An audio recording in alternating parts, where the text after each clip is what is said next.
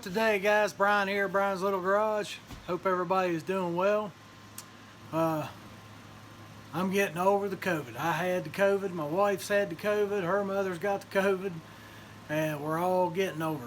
Went and got an infusion done, all that good, happy stuff. And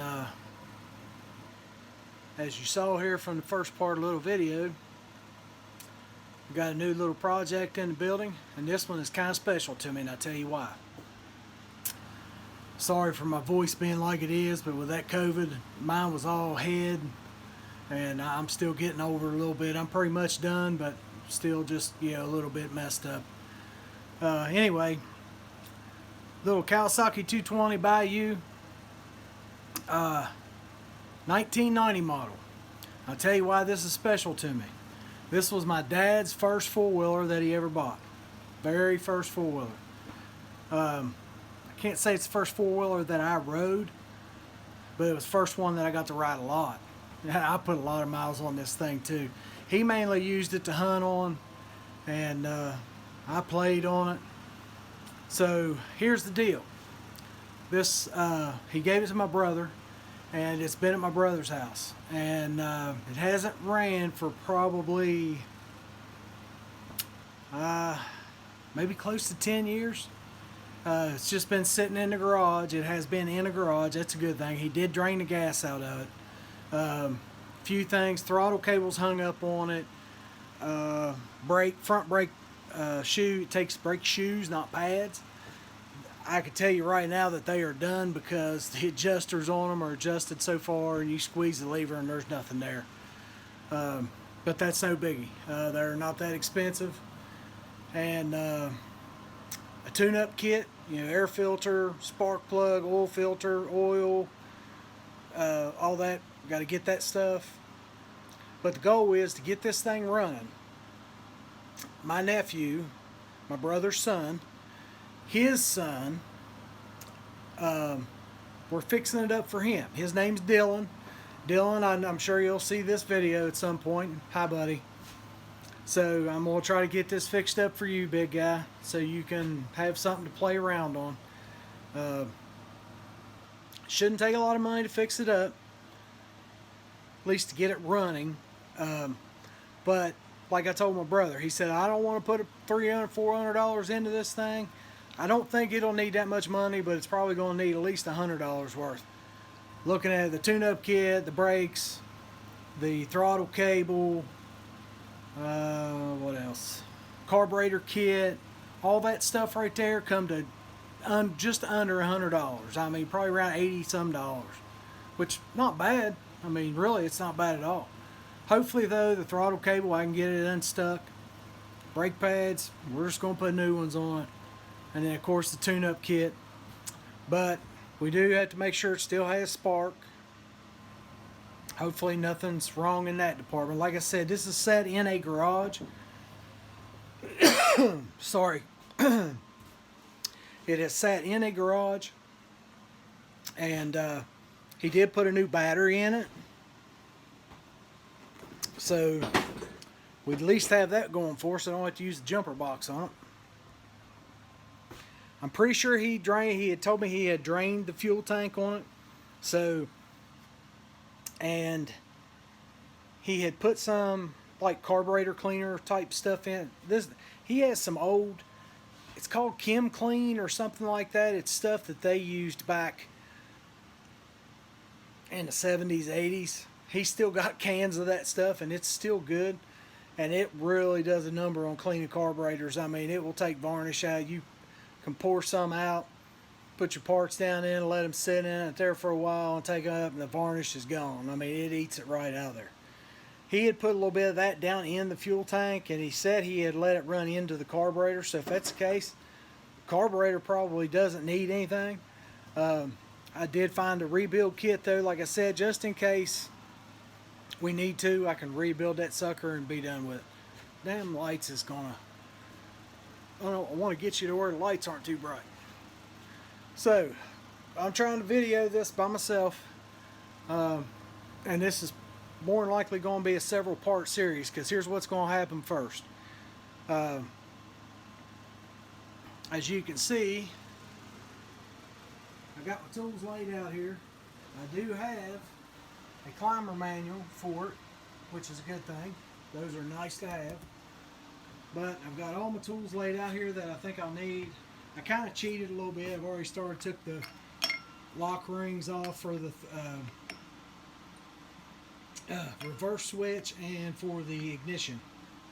So those are already off.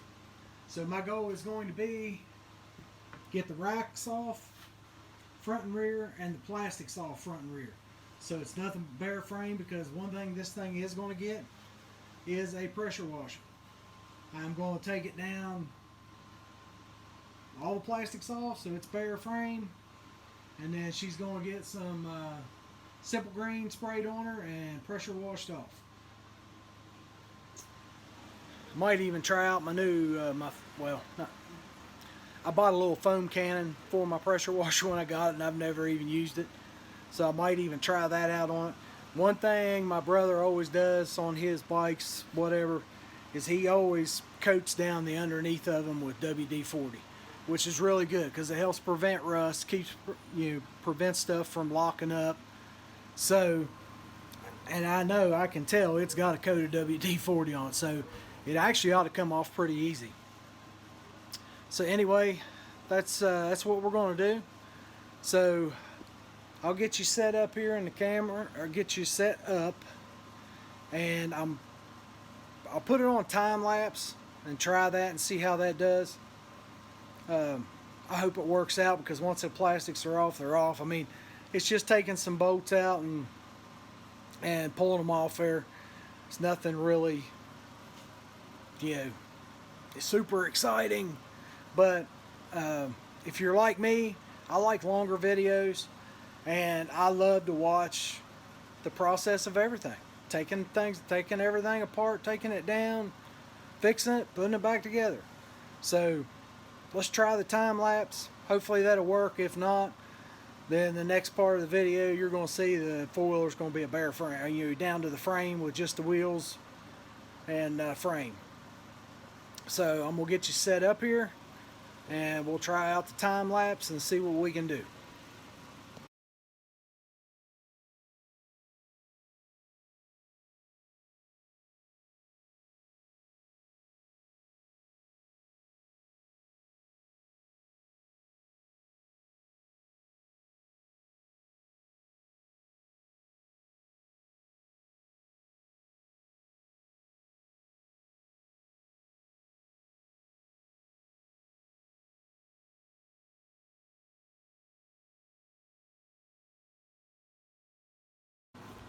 Oh, sorry, almost dropped you guys.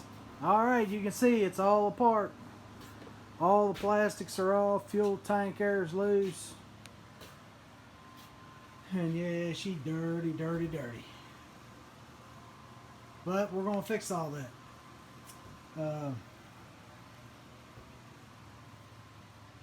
Some simple green and a pressure washer. We're going to get all this grime off of it, all this buildup, which I can tell there is a thick coat of WD-40 on it. But if you look down here and see how black, kind of sandy that looks, if you wipe at it, that's WD-40. It's like the dirt is laying on the WD-40. So yeah, here she is. Here's the throttle cable. I've got to determine where it's jammed up at. I don't know if it's in the carburetor itself or it's in here. So we'll get that apart, get that part figured out. But she's going to get clean first before I do any of that. But yeah, so far so good. So this is going to be a multi-part video. And this, of course, will be part 1. And we'll go from there. Next video, because my simple green I use, I'm out. I had just a little bit, and that is not going to be enough to do it. But I found this little spray bottle. One of the girls used to use this for the fair to spray down the animal. You fill it up water, pump it up. Just hit the button and you can spray it, and you can set the nozzle how you want it. Really nice. So I will go get some Simple Green tomorrow and hopefully get this thing pressure washed tomorrow and start another video. But anyway, all I want to say is thank you guys. Like, comment, subscribe. Dylan, if you watch this, buddy, we're working on it. We're going to get her done for you. We'll have to, like I said, we have to order some parts for it, but we're going to get her fixed up. So, y'all take it easy. We'll see you on the next one. Later.